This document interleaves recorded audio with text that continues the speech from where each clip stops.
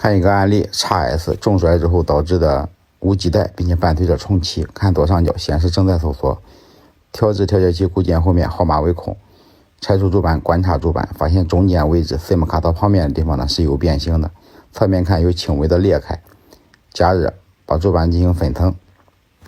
这个时候我们要注意一些通病，就在这个 SIM 卡槽旁边，这下面是通常会最容易出现断线，上面还有明显的掉点，先把这个掉点给它处理掉。再观察一下这个上层板掉点的位置，发现都是接地的，就不用管它了。